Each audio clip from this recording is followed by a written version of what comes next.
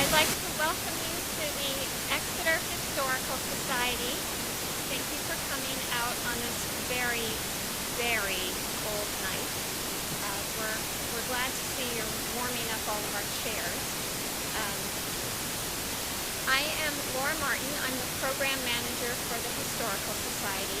And before we get to tonight's program, I want to invite you to attend next month's program.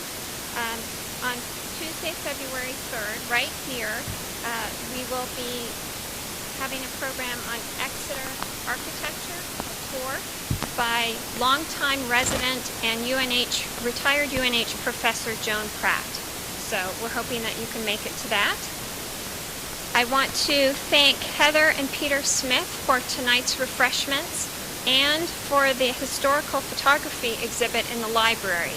If you didn't get a chance to take a peek at it before the program, we hope you'll take a look before you leave tonight. And I also want to extend a special welcome to all of the Exeter High School students who are here tonight. You're filling up about half of our seats, so that's wonderful. Welcome, and we hope you'll come back as well. Thank you to the Exeter Public Library, our co-hosts for the evening, and to the New Hampshire Humanities Council, who have made this program possible. And now for tonight's program. Our speaker, Martin Fox, is a professor at the UNH Institute of Art. In addition to teaching art history, he edits museum magazines and catalogs. Among other things, Martin specializes in the history of prints and photography, which is, of course, why he's here to speak with us tonight. So, thank you, and here's Martin. Is this on? Is this on? Is the mic on, or can you hear me okay? Okay. So hi, I'm Martin Fox. I teach at the New Hampshire Institute of Art in Manchester, and I have the privilege of teaching college students, BFA students primarily, the history of photography and other art history. So I want to start with a rhetorical question because I don't know the answer. How many photographs do you think you see a day? A whole lot, right? Can you imagine a world without photographs? Because before the 1830s, that's what we had. Okay. Now, as an art historian who is very interested in the history of photography as well as other forms of art, photography has an enormous impact on the way we see the world, right? We can transmit information, we can get our image easily, or relatively easily, and it has really profound technological, social, and artistic effects, okay? So it's also a modern invention, and I'm going to say that it's an invention that is on par with something like steam locomotives in terms of the importance as an invention to the 19th century on the way that we live today. So I'm going to talk about how photography came about and its invention. Then switch gears a little bit and talk about the first 15 years or so as it developed primarily in the United States. So we're going to start with Europe, where it's invented, and it's actually invented at least twice, which is kind of interesting. And then shift gears and talk about how it was. So to take a picture, you need a few things. First of all, you need a camera, and those actually predate photography. Camera in Latin just means room. Okay? So this is what's called a camera obscura, dark room, right? And people have realized, going way back, an interesting phenomenon. If you take a dark space, and if you put a small hole in a very dimly lit room, light travels such that it goes through this small aperture, and if you look closely enough and have the right conditions set up, it'll actually end up upside down on the back wall. And so you can actually construct a chamber, a camera, right, that can do that. Now that's basically a curiosity, right? But it becomes the basis for a number of artist tools that are pre-photographed. Okay? The other thing that you need to actually take a picture is an understanding of chemistry, and that develops later, of course. So by the 18th century, people had begun to, excuse me, okay, these are some examples. This is a diagram, and this is an example of camera obscuras. And these are artist tools that artists used to compose scenes. So you look at this little box here, you have a lens. It would bounce off a mirror, and like your camera obscura, your room chamber, you could have a composed scene that you could then trace. Right? And a lot of artists use these methods. Here's a tint version with a periscope, sorry. This little device is sort of a periscope version of that, and instead of painting the landscape or drawing the landscape from outside, you compose yourself in this little tent and your image would beam down your paper. It's a little bit, you might consider it cheating, but people use these tools all the time. So, the other thing, as I said, that you require is chemistry. This is a contemporary artist who uses camera obscuras to make his images. His name's Alvarado Morel. And so what he does is he takes rooms. This is a very nice room looking over Central Park in New York. He constructs camera obscura. And he then takes very long exposure photographs of the outside, upside down. See, I told you. And this is a several hours exposure. It's a pretty faint image. But he creates these sort of amazing photographs that talk about the very early prehistory of photography and so forth. Like I said, you need chemistry as well. Now, there's lots of chemicals that'll change the color or the status of a material based on light. And the example I always use is curtains that I've had hanging up in a window for too long. If you wait a few years, all the dye begins to dissolve and it fades and it doesn't look so good. I should probably change my curtain. But as people began to understand chemistry, they realized that silver salts were particularly sensitive to light. And they began to investigate ways you could use silver salts to create an image. Okay? Now, the first person to do this was actually in the 18th century. His name was Thomas Wedgwood. And he used a silver salt solution, like a silver nitrate, and put it on paper and leather, and was able to get an impression of light. Unfortunately, didn't know how to fix it, so that meant that once you looked at it in the light, it would disappear. So he was doing this by the 1790s. But the first person to really figure out how to create an image that would last is a man, a Frenchman, named Joseph Nicolas. And he's an inventor. He actually invents an early version of the internal combustion engine. But he goes on to try to reproduce prints with his first intention. So what we have here is a method he called the heliogravure, sun writing. And he was able to take this engraving and use chemical processes to create a pretty good copy of it by the 1820s.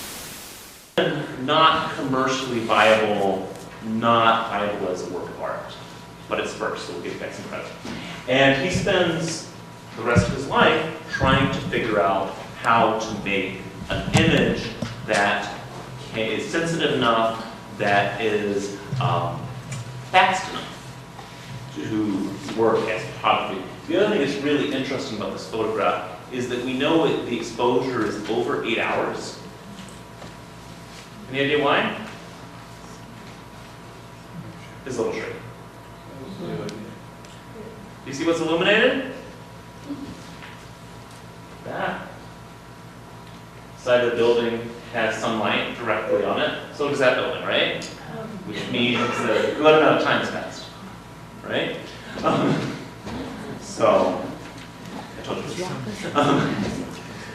Okay. However, Niepce is somewhat of a footnote, because this guy gets the credit, Louis Daguerre. Louis Daguerre is an entrepreneur, an artist, and this is an example of a daguerreotype, named after him, of course, the first type of photograph to be developed. Now, this is after the fact in 1844, and he and Niepce are both working in secret. They have a common optical supplier. They both invested in lenses, and I'll tell you a little more about Daguerre in a second. And they they find out about each other's research and make a pact to share the profits of any discovery of photography. Okay? Let me tell you a little about Daguerre, who's an interesting guy. Frenchman. He is a showman. He's an entrepreneur. This is a diagram of a theater that he created called the diorama. And this was not a theater with actors. It was a kind of light show. And this is before movies, obviously, for movies take photographs. But people would go to this, and they would sit down, and this is a diagram of what they would look at. You'd see a huge painted scene. There's an example. And through very complicated theatrical lighting, the scene would change over the course of the day. You have a narrator talking about how the scene would change from light to dark. So this is about a 50-foot image. And this is a print of it, so because we don't have photographs, right? But this is a publication. And so he was extraordinarily successful using this theatrical lighting and providing this kind of a spectacle that people would pay to see. And he has one in Paris and one in London. Now, he also worked very hard to create these dioramas and started thinking about ways to make things easier on himself. He wants to use chemistry to create a giant image that he could then light in his diorama. And it's ironic because he ends up creating very small pictures. Okay, so again, Niepce and Daguerre work together. Niepce dies before Daguerre makes his breakthrough in the 1830s. And this is the first known picture. That's clear, that's not Niepce's, right? The first known daguerreotype. And it's obviously a still life that he set up. And this is a pretty amazing image because it's the first really clear photograph using his methods. I want to talk a little bit about daguerreotypes and how they're made, and then continue on talking a little bit about Daguerre. So daguerreotype, and this is the type of photography that is first, are really unique objects. Most of them are handheld, okay? And most of them are under 6 inches in diameter. So they're really designed to be handheld, inspected by one person, and show an image. The way to identify it is it's on a metal plate, okay, that's always in a case because they're very fragile. And if you shift the angle of your viewing, you start seeing a negative image. You've got to see it at the right angle. But the way to identify one, because there are other examples of early cased photographs, is the fact that it goes in and out of focus and in and out of positive negative. Not focus, I'm sorry, that's wrong. But in and out of positive based on the angle of viewing. Okay? Now this is how it was done, and this is from a 19th century Scientific American article. So essentially, he took a copper plate, faced it with silver, made it as smooth as possible. The smoother image you have, the more detail you can get. Okay? You're then sensitizing it with iodine, made it to a gas, and later on they start using other gas, bromine, and things to speed up the development process. Then your exposure, which is going to take usually several minutes, okay? And depending on the brightness of the room and the quality of the lens, etc. is taken. So by the later 1850s, with the use of bromine, it becomes a matter of seconds rather than minutes. Okay, the first photographs are very slow. Then, and this is why I don't recommend you try this, it was developed using mercury vapor. Okay. If I you guys know stay away. So you're heating up mercury in a alcohol lamp, very hot. That produces, it develops the image. It's a latent, a faint image at first. This brings it into being. Okay. Then it tends to be fixed with a hyposulfate sulfur that removes the remaining light-sensitive silver iodide. You're doing these steps in the dark, right? And by removing that silver iodide, it's no longer, you get a permanent image. And daguerreotypes are very permanent, if you don't scratch them. Then later on, by the 1840s, they realized that if you tone them with a chloride of gold solution, then that increases the brightness. Okay? And so they're really gorgeous, gorgeous image. The other thing I'll point out to you is that they're one of a kind. You cannot make a copy of a daguerreotype. Okay? I mean, you can photograph it. That's a photograph, but you can't copy daguerreotype. They're unique images. So this is probably Daguerre's most famous image. This was taken from his diorama building, which burns down a few years later, by the way. And it shows what we think is the first person to be photographed. You know where he is? Over here, right? Can you see it? Now, this was taken in Paris in the middle of the day, right? So why is there just one man there? Everything else was moving. Can you imagine people moving?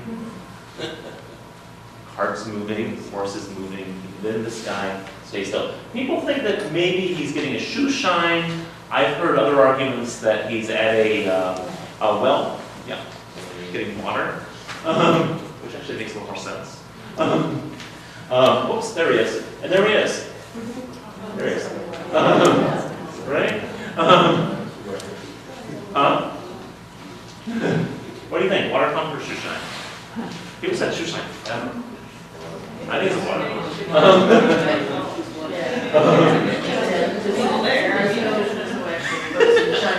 Well, if the person shining his shoe is moving, so. Right. Yeah, that would be the argument. Behind right? the pump. Yes. Yeah, there's a bucket. There's a bucket. You can see the bucket. Yeah, it's a bucket. Fight that.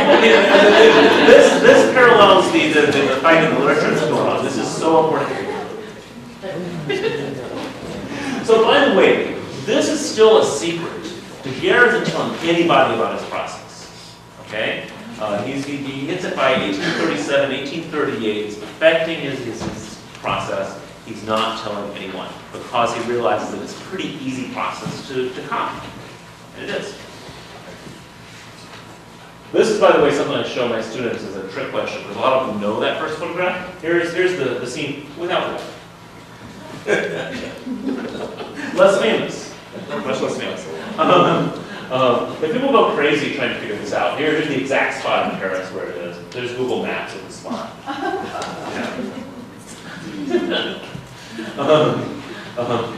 Anyway, here's someone who's colorized the image, which is kind of interesting because it brings out some of the details. What's amazing about these images is that they're photomechanical, right? And they get the level of detail that you really can't get in a painting at that scale. If you investigate a daguerreotype under a microscope, you can see really minute details that you can't create by hand. Okay, so we're going to come back to daguerreotypes. As I said, the story's complicated. Photography is also invented by this guy. He's an Englishman, William Henry Fox Talbot. And ironically, this is a daguerreotype. Talbot is a really interesting guy. He is sort of a gentleman scholar. his family has money, and he is able to spend time at leisure investigating, and he accomplishes a lot. He's one of the first translators of a Middle Eastern language I'm blanking on right now, sorry. I think Sumerian. And he does scientific research. Okay.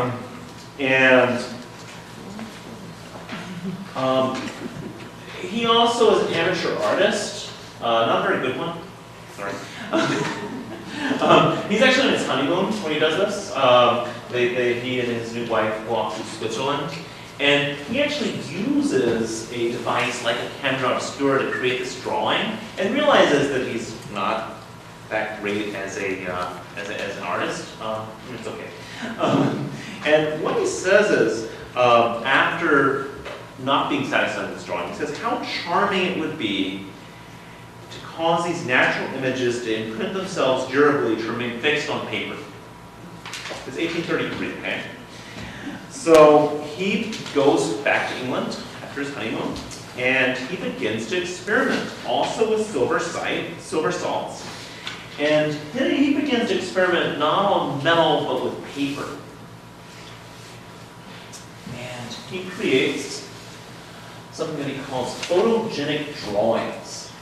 Okay? So this is really hard to make out, I know. This is a plant. You can see the sort of flowers here, the leaves here. I'm showing it to you because it's early, not because it's clear. It's what we today call a photogram. Okay? So he develops a process using silver chloride to sensitize the paper and to create an image. However, they're not very clear, and he gets frustrated by it and lays it aside for a while. But he does other experiments before that. He starts using camera obscura to create these kind of things. This is the first paper negative, and this is of his window. I'll show you close up. There we go. A lattice window at his home. It's a very nice house. And so the other thing that surprises him is that black is white and white is black in this process, right?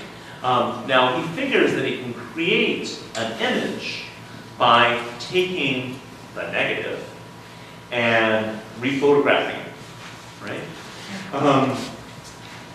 But, I'll get that in a second. But he can't get a clear image to the extent that he wants. So then, let's go back to France for a second. Daguerre is trying to figure out how to make money with this process. Remember, he's an entrepreneur. He realized that this process is easy to copy. He then goes to a man named Francois Arago, who is in this sort of scientific establishment in France. And he has connections to politicians in France. Arago convinces the French Parliament to make photography a gift to the world, which is pretty cool. So the French give Daguerre a lifetime pension so that they can present photography as a gift to the world, which is nicely publicly spirited. I like it. They also give some to Niepce's heir, because Daguerre and Niepce have contracts for the proceeds. So photography is a gift to the world. It takes off so fast, it's unbelievable. People are taking photographs across the world within 6 months. It came over to the US, even to Asia within a year or so, because it's a pretty easy process with a basic understanding of chemistry.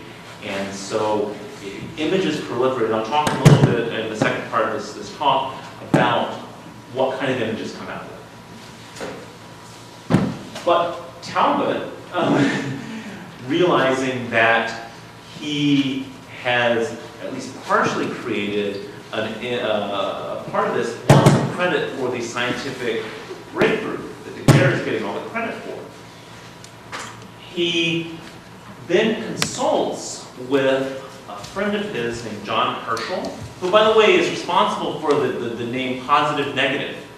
And the analogy is actually magnetism. Not quite sure how, but the idea of reversing polarity of white and black. And Herschel suggests to him that he develop a process that develops those images. He begins to create clear images and that take the latent image and develop it with potassium iodide and gallic acid. That then can be fixed and using sodium thiosulfate. And Talbot calls this process the calotype. It's also called the salt print method, okay? Because they're using a silver salt. The benefit of this process is that you can make copies from it. So you can make as many photographs as you want. It's not as clear as the daguerreotype, but they're plenty clear. This is, by the way, a picture of one of the first portraits that Talbot did of his wife. And again, he's working out the contrast of the image, but it was pretty interesting early calotype. Talbot then begins to get recognition for his efforts. He also patents his process. He is getting a pension from the government, so he's trying to make money off it. I'll talk about the implications of that in a second. He's also very interested in promoting his discovery, which is a very different process than the daguerreotype. And he publishes these, one of I think the first photographic book called The Pencil of Nature. And Talbot is really interested in promoting photography. And so he publishes it from 1844 to 46. And he's actually a pretty good writer. I stole the title Fixing a Shadow from his writing. He writes an 1839 essay called The Art of Fixing a Shadow. He says, the phenomenon which I have now briefly mentioned after he explains this process appears to partake of the character of the marvelous, almost as much as any fact that physical investigation has yet brought to our knowledge. The most transitory of things, a shadow, the proverbial emblem of all that is fleeting and momentary, may be fettered by the spells of our natural magic, and may be fixed forever in a position which it seemed only destined for a single instant to occupy. And I love that passage because it really gets at how magical and how strange photography is. Based on science, you can take a moment and freeze it forever. So Talbot publishes this series of books, pamphlets called The Pencil of Nature, and they're all published with calotypes. And it is the first commercially published photographic book. And then he tries to really explain the potential for photography. And he explains that the plates of the present work are impressed by the agency of light alone, without any aid whatsoever from an artist's pencil. They are some pictures themselves, and not, as some persons have imagined, engravings and imitations. So he's not saying these are handmade prints, right? And people really marvel at the mechanical nature of photography and the level of detail that you're able to achieve with it. And he also is interested not only in creating photography as an art, but also looking for useful applications for it. So this publishing effort is part of that. Here he says, he suggests that a collector might take a written inventory for insurance purposes of a collection and produce that as court evidence if it was stolen. He's purloined, he says. So he's beginning to think, and then, it's not a bad idea to have insurance. I think it's your stuff. But he's beginning to think, this is a more artistic image, right? And he calls this the open door. He says, we have sufficient authority in the Dutch school of art. He's talking about what we call genre painting. For taking subjects of representation, scenes of daily and familiar occurrence. Painter's eye will often be arrested where ordinary people see nothing remarkable. Casual gleam of sunlight, a shadow thrown about his path, an oak or a moss-colored stone may awaken a train of thoughts or feeling and picturesque imagining. Very 19th century writing, but he's really making the case that photographs can stand alone as works of art. He also suggests making facsimiles of manuscripts and of prints. Here's, by the way, his house. Leacock Abbey. And he calls this the first building to take its own picture, which I like a lot. To draw its own picture, he says. Yeah, he's well. But he also has, I think, a really interesting eye. I love this picture because the level of detail and relationship to reality it has. The ship's rigging here, the way that light gleams off the low tide bay here. Again, it's very unlike any like nautical painting we have at the time. So it's very much a new type of art. And I think that the Talbot's really emphasizing that aspect of things. Okay. Then there's a third guy who also claimed that he invented photography.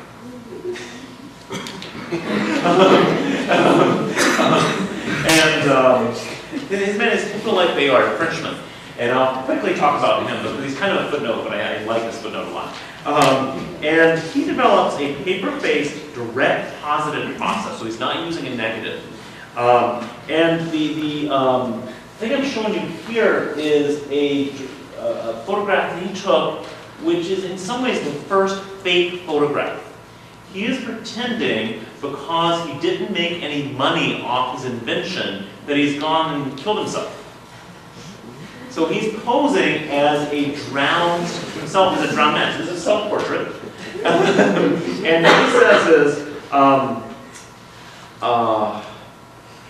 the corpse you see before you is Monsieur Bayard. The Academy, the King, and all those who have seen this picture admired them, just as you do. They brought a prestige, but not a penny. The government, having supported Monsieur Degas more than is necessary, declared it do nothing for Monsieur Bayard, and the unhappy man drowned himself.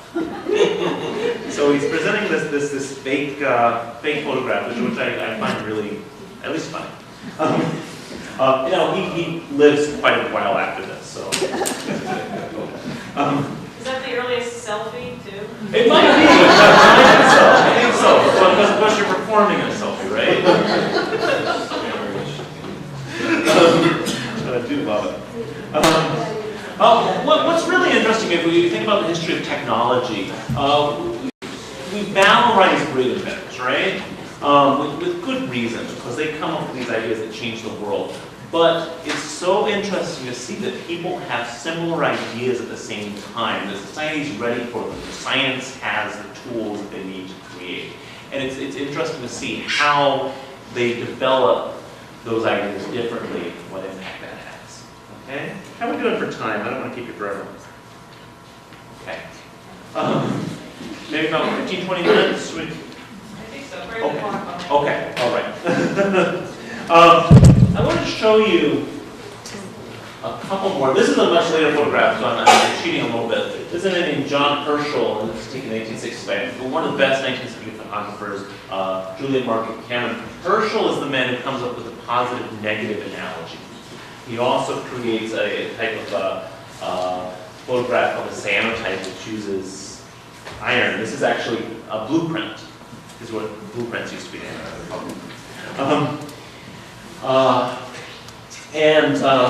The cyanotype was used by scientists. This is a really interesting scientist named Anna Atkins, who uses what we call photograms today, cameraless photograph, to take pictures or take records of different plants. She's a botanist. So this is another one of the earliest photographic books. So she's taking impressions of these algae and other plants. They see these. Okay, so as I said, photography explodes and transforms society very, very quickly. Photography, in a lot of ways, is a very democratic art, because for the first time, you can get your picture made if you're a working class person, a middle class person. Before that, and I'm seeing these fabulous portraits around us. These portraits, there's a lot of different styles, but to get your portrait made, you either have to know someone who's an artist, or pay a fair amount of money for it, right? Therefore, you don't get the range of society, right? Most people couldn't afford to get their portrait made, or they had to spend their money on other things. But for the first time, you could, with a fairly small amount of money, get your own image. So people estimate that the first daguerreotypes are about 90% portraits. There are other subjects, I'll show you a few, but 90% of them are portraits because for the first time people would get their own picture. These are some examples of different daguerreotypes. Again, they're handheld images. This one's kind of cool. This is a stereoscope. It's designed to be seen in 3D. And these are really popular in the 19th century. Unique images. Show you an example of how they're assembled in a case. These are the different sizes. Full plates were very expensive. More common we see quarter plates, half plates. These are standard sizes because there's no such thing as enlarging, right? Your camera size is the size of the daguerreotype you use. These are standardized pretty quickly because they're industrially manufactured. Okay. This is a example of a man getting his daguerreotype, right? This is a daguerreotype of photography in action. And it tells us quite a bit, actually. First of all, no shutter, right? Here you see the photographer holding a watch. He's holding his lens cap. We see a man sitting very stiffly because you couldn't move or you'd slow the photo. Often they have things like head clamps to keep your keep still. And he's holding lens cap. So he holds the lens cap and closes it back when the photograph is taken. Right? This is a photographic. This is at probably the best museum of photography in the world, the George Eastman House in Rochester, New York. They own a lot of early cameras. This is Kodak, right? Kodak, Eastman House. So here we have a camera, pretty rudimentary box with a lens on it. Box holder. Here's your developer. Your mercury vapor, remember? Oops. Here are various tools for a photographer, including various chairs, a little bit more complex camera, nice head clamp here. This is a branding move. This is the Jenny Lind headrest, who's a famous singer. I don't think she endorses it at all. She's branding. And this I like a lot because it's a cartoon showing all the ways that your photograph and your daguerreotype can be messed up. So this was in Harper's Magazine, probably the best magazine in the 19th century. And so this is you can move around. The captions are actually really funny. An amateur photographer comes in and messes it up in all these different ways. Out of focus, he moves. He sees a pretty girl and nods her head at her. A fly gets on him. It's really quite funny. But again, to talk about how ever-present, how ubiquitous, not the best word. Photographs, daguerreotypes in particular, take off in America almost as much as anywhere else in the world. I think that's really interesting. And Americans get really good at it. There's a World's Fair in London in the 1850s, and Americans take 3 of the first prizes in daguerreotyping. And this blew the Europeans away because they thought that they did everything best.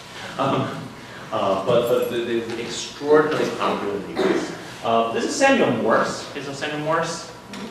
Morse code. the Telegraph. He was also an artist, by the way. He was over in France when the Daguerre's invention was announced, and was one of the first Americans to take up photography. So this is close to one of the first portraits made. Ghetto types can also be colored. Sometimes you'll see them. Basically, obviously they're black and white images, right? But you could pay a little extra and have someone go and touch them up with a little area of color. So someone's taking little areas of color and making it a little fancier. This I think is really interesting. Here's another example. These are some firemen. With their amazing hats. Look at that. And so, again, it's a very industrialized process. One person would take your photograph, another person would be likely to develop it for you, another person would colorize it for you. And they varied a lot in quality. But for the first time, again, you see working class people. And some of the most interesting photographs taken are of people doing their job. Right? Now, of course, they're staying very still with the tools of their job, right? But these occupational portraits, this is out of California for the gold rush, and photographers, like lots of other people, followed the miners, or were based in San Francisco, so that when the miners wanted to come spend money, the photographers were ready for them. So we see a lot of images like this, and so people will show the tools of their trade. We have a carpenter pretending to clean wood. But I love these images because, again, there's really unlike anything that we see in painting. We also start seeing, kind of the diversity of America. Right? So it's an African American woman who is showing us that she can read, right, with the prompt that she's chosen. And we see pictures of famous people. Here's Emily Dickinson. So here, we know what she looks like. Right? Here's Asher Duran, fabulous landscape painter. Looking very romantic, right? There's a huge range in the skill of different daguerreotypists in the way that they pose their subjects, right? The complexity of the pose, the artistic ability. This is John Brown. You know John Brown? Yeah. Harper's Ferry, yeah. This one's interesting because it was taken by an African American photographer named Augustus Washington. And so, yeah. Serious angry man. That was to start a slave revolt.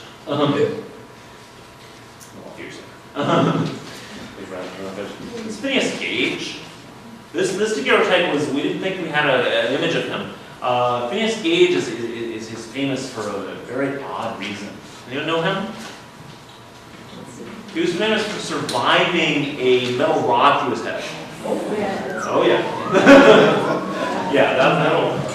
So here he is posing he was a railroad worker in Vermont, and he was in his accident with dynamite, and he had a rod go through his head and destroyed part of his brain, and survived. Well, that's the amazing part, of course. People, and this was a favorite case. He became sort of a celebrity. He would go around and give talks. And this was a famous psychological case. The early psychologists were intrigued by this guy. And of course, the general public was too. Right? So, yeah, wow. Let's check on. Oh, I just did this talk in Canterbury. So. We also see your run-of-the-mill daguerreotypist, but also people who are really styling themselves as artists. So I'm showing you here Albert Southworth and Josiah Hall, who become the preeminent daguerreotypists in Boston. And they have an amazing artistic vision that you can really see by looking at the photographs that you don't see in your average daguerreotype.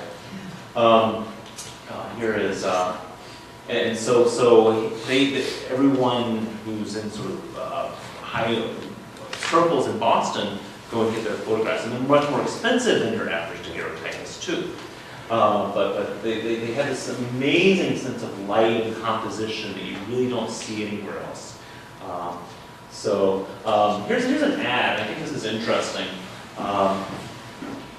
They say, our plates are the largest, most highly polished, have the most perfect surface. Our pictures have a surpassing delicacy in the finish. There's no sameness in our positions and use of light. It being adapted to the design, showing every face in its best hue. As far as possible, we imitate nature in those beautiful forms by a mellow blending of lights and shades, an artistic effect of drapery and figure, a pleasant air, a forcible expression, and startling animation, representing thought, action, and feeling or soul. That's a great ad, but it also speaks to the idea of, again, photography as art. I'll show you a couple more of theirs. No one was taking photographs like this early. This is amazing. This is a Supreme Court Justice, Massachusetts Supreme Court Justice. And the way that they instead of typically giving you as much light as possible, they're using raking light to get this idea and sort of force the character.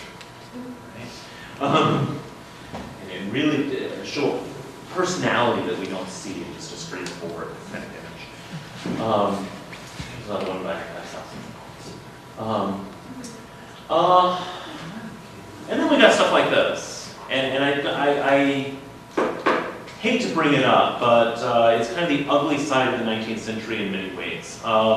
These are pictures of slaves that were commissioned by a scientist from Harvard named Louis Agassiz. And this is not some quack. He's one of the most important scientists of the 19th century, not so much for this stuff, but for geology. And he has a theory that the different races did not evolve from a common ancestor, basically. That black people were almost a different species, okay? And to prove this, he goes down to the south and takes these things, which really are interesting because they look like mugshots, don't they? So he's taking pictures of people involuntarily, right? And then really trying to use what was called at the time physiognomy to talk about the differences in human. And I think it's really interesting to compare these two images, right? This image we saw of the free woman here versus the slave who is on display, right? And used to promote racism, essentially. One of the things that's really interesting about this is that Agassiz is employing the idea that photographs don't lie, right? When you take an image, and in a way you get the image doesn't lie, but he's using it for terms that we now understand as racist, right? And again, I think it's such an interesting contrast historically. Okay. Let me talk about one more photography and we'll wrap it up. I want to show you a few non-portraits, and this is relevant to the history of New Hampshire. One of the early photographers to develop in the U.S. was not portrait photographers, a man named Samuel Bemis. And he's actually a Boston area dentist who decides to move to New Hampshire in the early 1840s. He buys one of the first cameras that's available for daguerreotypes. So he's taking a picture here of King's Chapel. He ends up moving to Crawford Notch and becomes what we think of as America's first landscape photographer. And so this is in the Getty Museum in Los Angeles, with a great photography collection. And so he really establishes landscape as a subject, at least in this country. And it's interesting that it happens in New Hampshire. Here's a couple more by him. He ends up taking over Samuel Crawford's house, by the way. And I believe there's part of it that's still standing there as a bed of breakfast. But it's really interesting to see people try different subjects under portraiture. and really try to develop a new way of understanding images. I have a lot more. What do you guys, should we call it a day, or should we keep going? Okay, all right. Let me show you a few more then. Maybe 10 more minutes. Okay. So here's an example of cityscape. This is 6 daguerreotypes, large-scale daguerreotypes that are put together showing a panorama of San Francisco in 1855. So he's taking individual pans and putting them together. And you can, it's amazing the level of detail and historical information that come out of this. Here's Alcatraz. Oops. We also start seeing daguerreotypes being used to document current events. There's a railroad accident in Rhode Island. Pretty awful.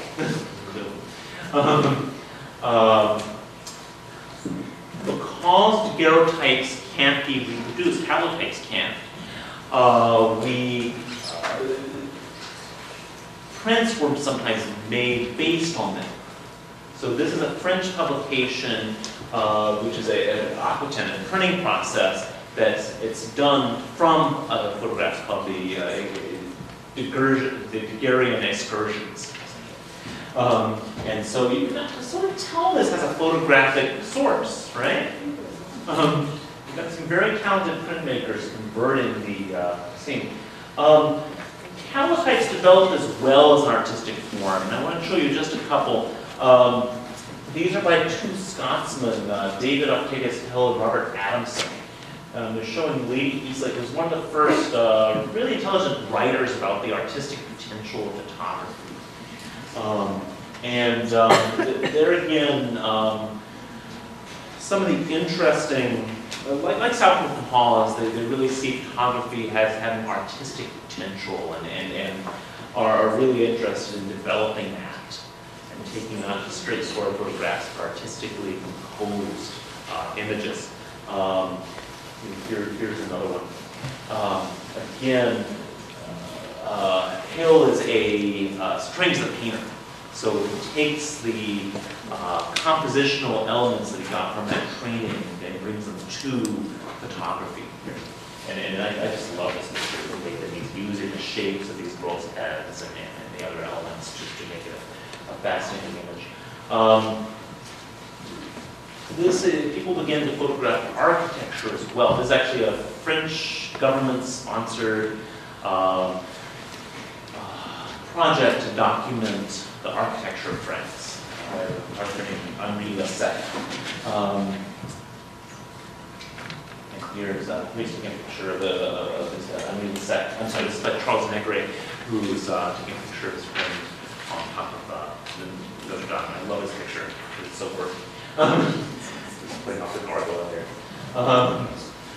But we also see beginnings of really interesting new ways to show the landscape. And if you think about Impressionism developing in the painting style, they play off photography in some interesting ways, coming up with new ways to compose that are in part based on the idea of photographic vision, right? But also doing things that cameras can't do, right? And I think we can see the sort of ancestry of that in photographs like this, I think, this town scale. Okay. The contemporary artists beginning to revisit some of this stuff. And I think digital photography is in part to credit for this resurgence in the interest in making things handmade. So there's a couple websites for interest. This is cdags.com, newdags.com. People using the very oldest photography to make things that are contemporary. This is a daguerreotype taken in 2000.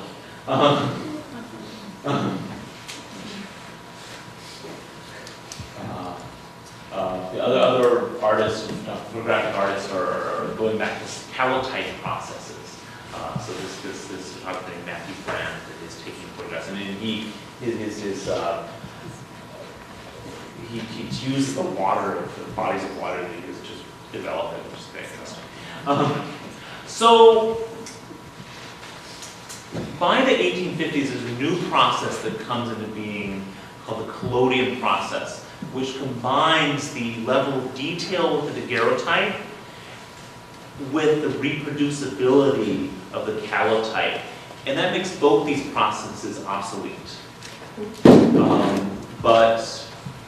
So by the 1850s through around the 1880s or so, that's the predominant method of photography. And then we get things like dry plate, experiments in color photography in the later 19th century. They really mastered that in the 20th century. And then things like film in the 1880s. So I don't want to take too much of your time, but I want to open up for questions, comments. Glad to talk about anything. Sorry. Any questions? Yes, sir. What does the term tintype mean? A tintype is a collodion process image that's printed on tin or iron. So those date from the 1850s to the 1870s or so. So essentially they're using a process which on a glass plate and then printing it onto metal. Okay? And those are really common and gorgeous. But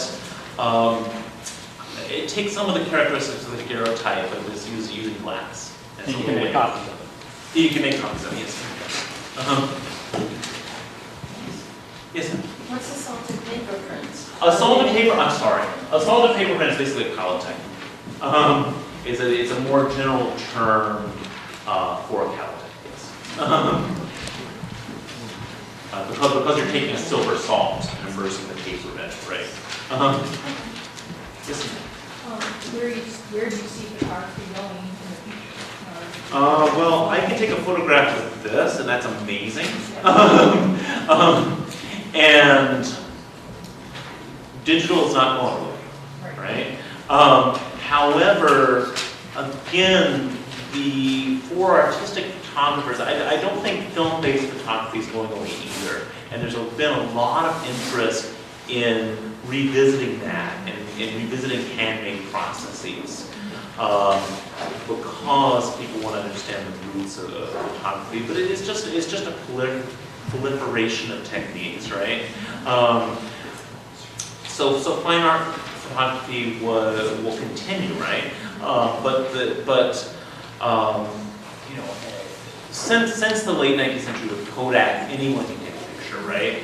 And that's only continued and gotten easier and easier with digital photography, and I think that's a great one. Yes, sir.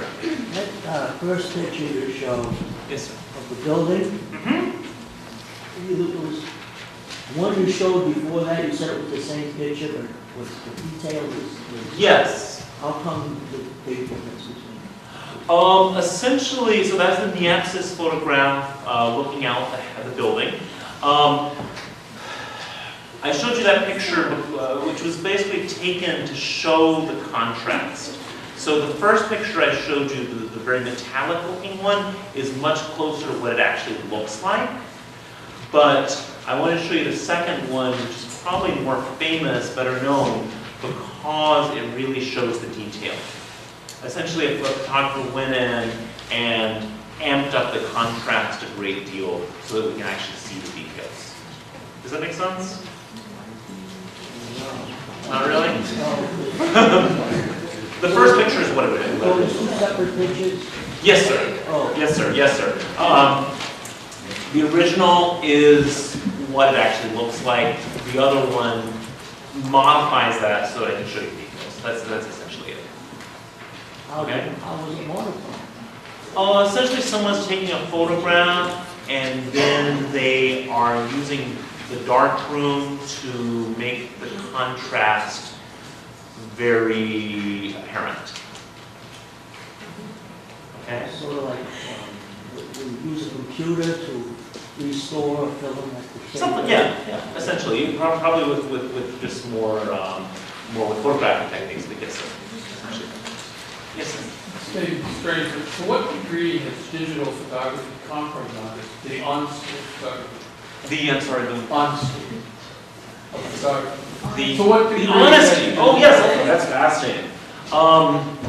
Well, people have faked photographs from the beginning in some ways. Digital just makes it easier, right? So there's a couple interesting cases. In the 1980s, National Geographic produces a cover where they took a photographer's work and they actually moved a pyramid to make it look better on their cover. And they got in all sorts of hot water because they're National Geographic and they're supposed to show the truth that's out there, right? So, again, you can do that in the darkroom. Digital just makes it easier. So in the 1920s, for instance, there's a famous book called The Commissar Vanishes, if you're interested, that talks about how the Soviets would take photographs, and when someone fell out of favor with Stalin and he was gotten rid of, they'd take him out of the photographs too. So, there are lots of cases where people are manipulating images because people need them, right?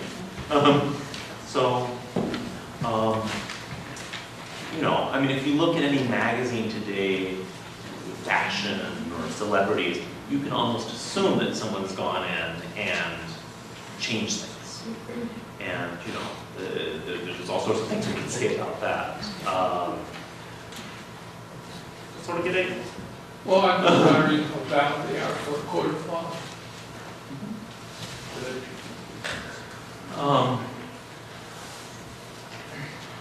Again, I just think it makes it easier. I've been told, for instance, I don't know if this is still the case, that if you take a digital picture and try to show it to your insurance company, that they're more likely to dispute it legally. Not sure. Anybody else? Yes, sir. You were over at the university in Manchester. I'm at the New Hampshire Institute of Art. Right, okay. Yes. You're aware that the library has a subscription to the Hungarian Society. Oh, yes, yes, yes. It's a great magazine. I did that too. Well, thank you. It's a fabulous, fabulous magazine. We've got a great photography program. If anyone takes photograph, there's a lot of continuing education classes. If you're really in, look us up online. Yes, sir. Yeah, you said that the area type kind of went out of favor in 1850. In the 1850s, yes. And you showed some that went up to the 1900s. Right. Was that similar to what we think now as digital, because only the artists were using the area types after other processes were easier? That's part of it. I think you're not going to see many daguerreotypes after the 1860s. The ability to copy things is such an important part of it, and the clarity of it. So by the time we get to, certainly by the Civil War, for instance, you can assume that all those pictures are done on wet plate collodion technique. Okay. So that really becomes the norm. Yeah. But it's similar to what happened with film photography once digital. Yes. You couldn't buy a film camera. Oh, it's true. It's true. Or you can find it really cheap if you want. Yeah, right. But absolutely. People start getting interested in daguerreotypes and these really old processes. I want to say in the 1970s, a group of historians and photographers start looking back at it. But I think that's picked up steam recently, again, primarily because of digital. People are really interested in history and making things by hand. So they like smelling the mercury. There's other ways to do it now, but if you want to do it authentically, again, ventilate. Yeah, right. Anybody else? Yes, ma'am. So when a D-type thing. A Ghetto Type, yes. Thank you.